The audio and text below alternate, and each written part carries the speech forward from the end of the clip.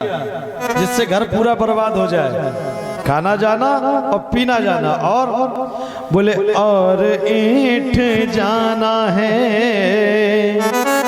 और क्या जाना है? बोले ऐंठना जाना है। जरा सी कोई बात हुई तो दिन में 17 बार ऐंठ जाना, मतलब एक मन में जो है कहीं ना कहीं सामने वाले से अपनी प्रतिष्ठा को लगाते रहना है बारंबार।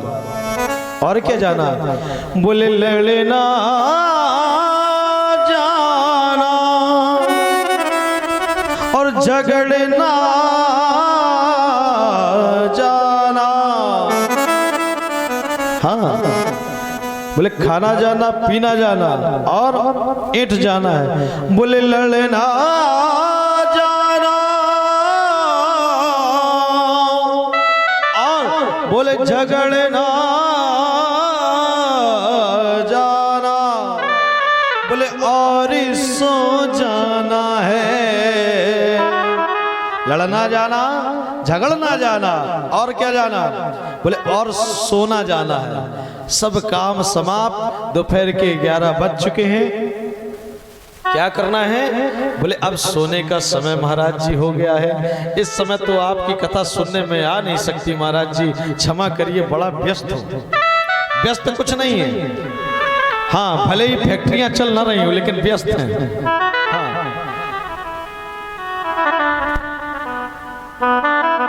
तो बोले और सो जाना है। बोले इसके बाद क्या जाना है? बोले भाई जाना, बहन जाना और रिश्तेदार जाना है। हाँ, भाई जाना या बहन जाना। क्या हो रहा है भाई के यहाँ, क्या हो रहा है जो है बहन के यहाँ, और रिश्तेदारों क्या, किसके यहाँ फॉर्च्यूनर कार आ गई, किसके यहाँ क्या आ गया, ये सब जानना है। लेकिन एक चीज भूल रहे मेरे प्यारे, वो कौन सी है मालूम? मैं बताता हूँ। बोले भाई जाना और बहन जाना और रिश्तेदार जाना है, लेकिन पर उसको नहीं जाना है मेरे प्यारे जिसके पास तुमको जाना है, जिसके पास तुमको जाना है। ध्यान दीजिए, आप दिन रात सुबह उठिए, दिन रात लगे रहिए। किसके लिए लगे हो भाई? किसके लिए लगे हो? बोले महाराज 100 बीघा खेत बनाना है। किसके लिए भाई? अपने लिए। आनंद ले पाओगे 100 बीघे का? ले पाओगे 500 बीघे का? बड़ी संपत्ति का आनंद ले पाओगे? जीवन में जितना अन्न प्रभु ने लिखा होगा ना, उससे थोड़ा सा ज्यादा भी नहीं खा पाओगे। खेत मकान दुकान की तो छोड़ो मेरे प्यारे, लेकिन आप तो अन्न का एक दाना भी नहीं खा पाओगे यदि उसका आदेश आ गया। ध्यान दीजिए, इसलिए गृह कार्य करिए, लेकिन गृह कार्य करिए परंतु क्या, थोड़ा सा समय प्रभु को दीजिए। आज हमारा धर्म, हमारे धर्म में उठने वाली हजारों उंगलियां, ध्यान दीजिए, हमारे धर्म की ओर अनेक अनेक प्रकार की उंगलियां उठती हैं, लेकिन हमारे आदरणीय महान पुरुष लोग इसको संभाले हुए हैं, हटते नहीं अपने रास्ते से। जो महान योद्धा होते हैं ना, वो रास्ते से हटते नहीं, हटाने से। ऐसे ही ये भक्त होते हैं, ये भक्त सहायक होते हैं। किस चीज के? बोले आप प्रचारक हैं, हम आपके सहायक हैं।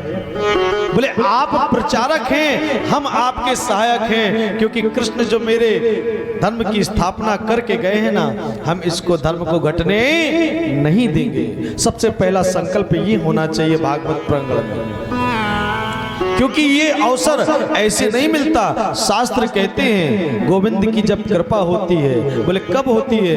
बोले भाग्योदीन बहुजन्म समर्जितेन सत्संगम चालभते पुरुषो यदा वे। जब अनंत जन्मों के पुण्योदय होते हैं तब ऐसा सुअवसर हमें प्राप्त होता है। बोले महाराज ऐसा सुअवसर तो हमें 1000 बार प्राप्त हुआ। कुछ लोग कहते हैं महाराज, बोले अभी धुंधकारी कथा आएगी तो बोले उनको विमान आया था लेकिन हमारा नहीं आया, कारण क्या है? बोले आप कथा में बैठ करके भेद करते हैं। बोले किसमें? श्रवणस्य विभेदेन। बोले श्रवण में विभेद करते इसलिए। बैठे प्रांगण में चिंता घर की है, बैठे प्रांगण में लड़कीवा की चिंता है। हाँ, लड़का कहाँ गया? लड़का, लड़ने वाला लड़का कहाँ है, कैसे हाल में? तो जब अनंत जन्मों का पुण्य उदय होता है तब ऐसे सुअवसर हमें प्राप्त होते हैं। हम सब आपके बीच में ये 7 दिन का आयोजन है, जिसमें कि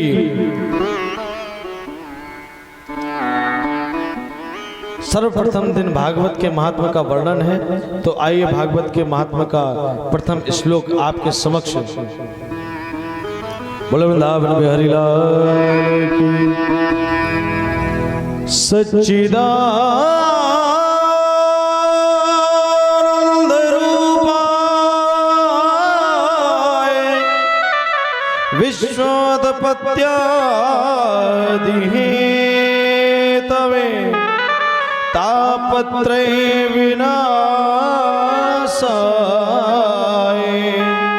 श्री कृष्णाय वयं नमः। बड़ी उपयोगी बातें हैं प्रथम श्लोक में, बड़ी उपयोगी। कौन सी?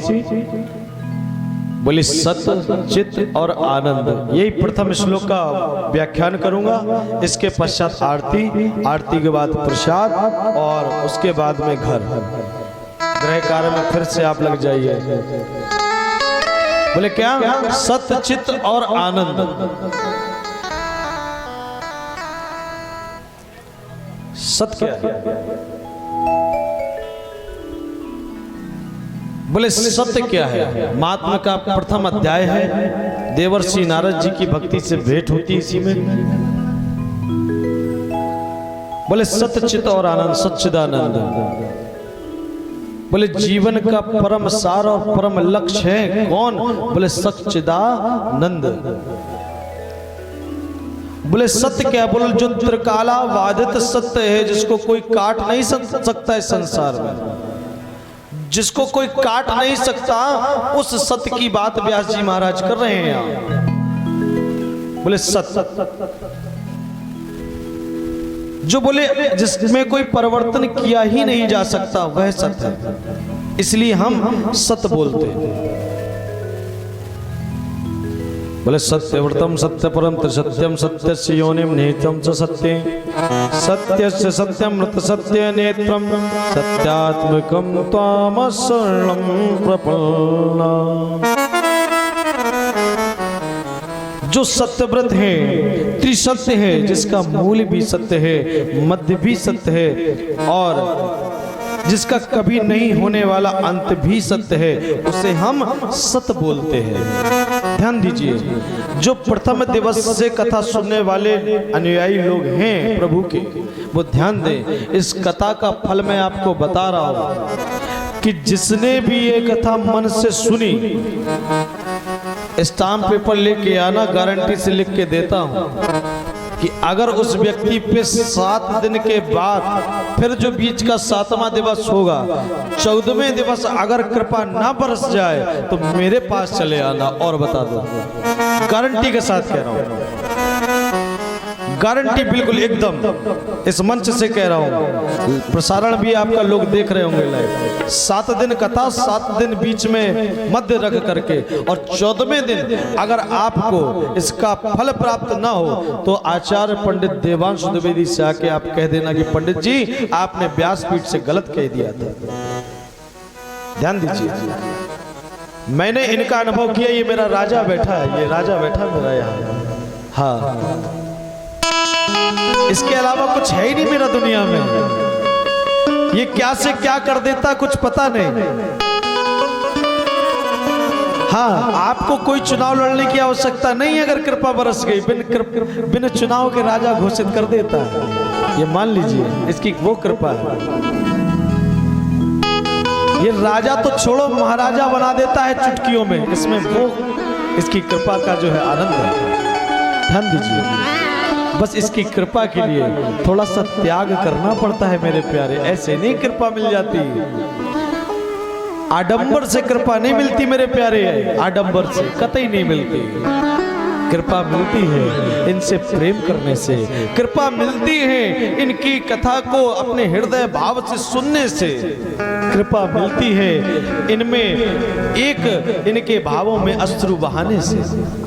इनका भाव चल रहा हो, आपके एक नेत्र से एक अश्रु छलक जाए, मान लीजिएगी वह आपके हृदय में समा गया है, आपके हृदय में उसकी छवि चित्र चिपक गया है। बोले परमात्मा का दूसरा नाम है। बोले क्या? ये तो सत पहला नाम है परमात्मा का, और बोले दूसरा नाम क्या है परमात्मा का? बोले चित्त। चित्त माने प्रकाश। प्रकाश का मतलब क्या? बोले जिसको किसी से प्रकाश लेने की कोई आवश्यकता नहीं पड़ती, वह प्रकाश स्वरूप है स्वतः, इसलिए हम उनको चित्त बोलते हैं। क्या बोलते हैं? चित्त बोलते हैं। और तीसरी बात कितनी सुंदर कही है, बोले आनंद है वो। कौन है? आनंद है, सत चित्त आनंद। बोले आनंद मतलब महाराज इसका कोई तात्पर्य अर्थ है कुछ? बोले इसका कोई तात्पर्य अर्थ नहीं है। बोले क्यों? इसका एक ही तात्पर्य है। बोले कौन? बोले कृष्ण। बोले और? बोले राम। बोले यही तात्पर्य, इसके सिवा आनंद का कोई तात्पर्य बना ही नहीं। तात्पर्य क्या? बोले आनंद का आप उल्टा कर सकते हो कुछ। यहाँ बैठे जितने विद्वत शैली जो सुन रही होगी हमें, वो बताए जरा कि आप आनंद का कुछ उल्टा बनाइए। हर चीज का आप उल्टा कर सकते हो शब्दों में, लेकिन आनंद का उल्टा कुछ बताइए। विलोम है कुछ? आनंद का उल्टा है कुछ? या आनंद में आप कुछ लगा दीजिए आगे पीछे, तो कुछ आनंद का बिगड़ सकता है। आप बिगाड़ सकते हैं कुछ आनंद का। ध्यान दीजिए, आनंद स्वतः कृष्ण है। आपके घर ब्राह्मण आया, आपने भोजन कराया, ब्राह्मण ने कहा आनंद आ गया। ध्यान दीजिए, ब्राह्मणोद मुख मासीद राजन्य कृता। ब्राह्मण का मुख प्रभु मेरे विष्णु नारायण का कहलाता है। ब्राह्मण मुख ही नारायण मुख होता है। ध्यान दीजिए, इसलिए बोले आनंद मेरे कृष्ण है, आनंद मेरे राम है। आनंद सिवाय इनके कुछ होता ही नहीं संसार। बोले अगर आगे पीछे कुछ लगाया जाए तो लगा लीजिए, ब्रह्म लगा दीजिए आनंद के आगे, क्या हुआ? बोले ब्रह्मानंद। लेकिन आनंद कहाँ है? ये देखिए, आनंद आपका बिल्कुल सही सफिशिएंट जगह पे बैठा हुआ है, बिल्कुल एकदम से। आनंद कहीं नहीं गया, आनंद वहीं का वहीं है। खाली आपने ब्रह्म लगा दिया, ब्रह्मानंद हो गया। विषय लगा दिया, विषयानंद हो गया, है ना। त्याग लगा दिया, त्यागानंद हो गया। लेकिन आनंद वहीं का वहीं रहा। आनंद का आपने कुछ बिगाड़ नहीं पाया मेरे प्यारे। और ध्यान दीजिए कि आनंद मेरे कृष्ण है, आनंद मेरे राम है, आनंद मेरे प्रभु के सिवाय कोई दूसरा कोई संसार में नहीं है। कुछ लोगों ने भोजन किया, बढ़िया मकान बनवा लिया, बढ़िया अच्छे सुख सुविधाएं अपने उपलब्ध कर ली, बढ़िया गाड़ियां हैं, बढ़िया सुविधाएं हैं। बोले महाराज आनंद ही आनंद है मेरे प्यारे। ये आनंद नहीं है, आनंद है ये आनंद नहीं है। ये सुख तो हो सकता है लेकिन आनंद नहीं हो सकता, क्योंकि आनंद मेरे कृष्ण के सिवाय कहीं कुछ होता ही नहीं। ये शास्त्र प्रमाणित करते हैं। आप एयर कंडीशन रहिए, चाहे जहां रहिए, जितने सुख में रह सकते, लेकिन आनंद में आपको तब मिलेगा आनंद जब आप इनके शरणागत हो जाएंगे। बोले क्यों? तो यहाँ पे तुलसीदास जी महाराज, देखिए ध्यान दीजिए, जगह जगह तुलसीदास जी महाराज अपनी एक मोहर लगाते हैं व्यास जी महाराज के साथ, कि बिल्कुल व्यास जी महाराज आपने सही कहा। बोले कैसे? बोले जो आनंद और सिंधु सुख राशि, हे मेरे प्यारे भक्तों, कि जो आनंद और सिंधु सुख राशि असी करते त्रैलोक सुपासी सी करते त्रैलोक सुपासी जो आनंद सिंधु सुख राशि जो आनंद सिंधु सुख राशि सी करते त्रैलोक सुपासी सी करते त्रैलोक सुपासी जो आनंद का सिंधु है और उस सिंधु का एक बिंदु भी किसी को प्राप्त हो जाए तो मानो आराम और विश्राम का अनुभव करता है वो व्यक्ति। मानो अब देख लीजिए, एक बात प्रमाण देता हूं, इनके भक्तों से कभी मिलन कीजिएगा, इनके भक्तों से कभी मिलन कीजिएगा, सारी दौलत आपको बिल्कुल छोटी महसूस हो जाएगी। अब बोलना कि बहुत सारे भक्तों से मिले, तो मेरा प्यारे कहना है कि आप अभी तक एक सच्चे भक्त से मिले ही तो नहीं। मिल जाते तो जवाब कभी दे नहीं पाओगे कि हमने बहुत सारे भक्त देखे। इनके भक्त वो होते जिनको दुनिया की परवाह नहीं होती, वो बिल्कुल एकदम से मस्ती में मस्त होते।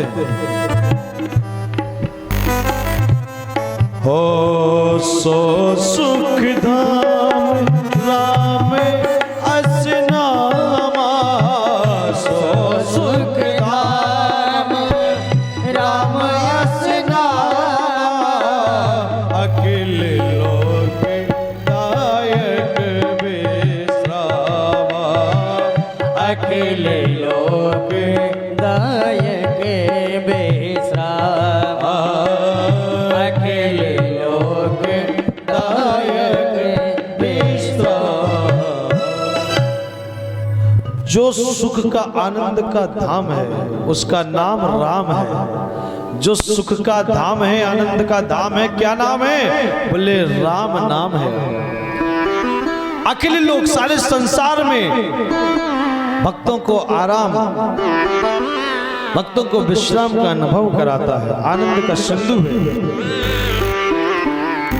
ये तो भगवान का स्वरूप है, सत्य चित आनंद, सच्चिदानंद। ये भगवान का क्या है? बोले ये भगवान का स्वरूप है मेरे प्यारे भक्तों।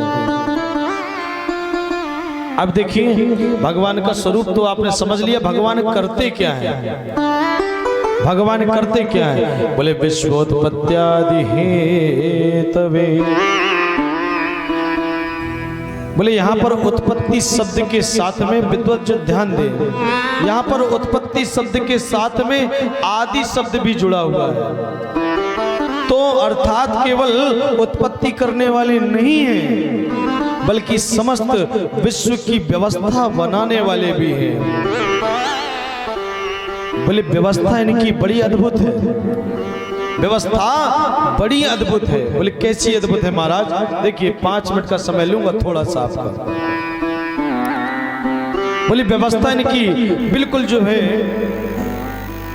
अद्भुत है। बोले कैसे?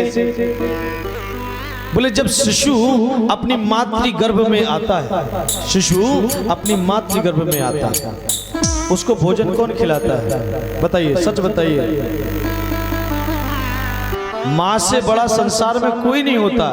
परंतु अब माताओं से पूछ रहा हूं, क्या माता जी आप हम लोगों को, जो हम लोग आपके शिशु हैं, आपके गर्भ में आते हैं, तब आप लोग भोजन कराते हैं हमें? सच बताना। नहीं कराते। कौन कराता है?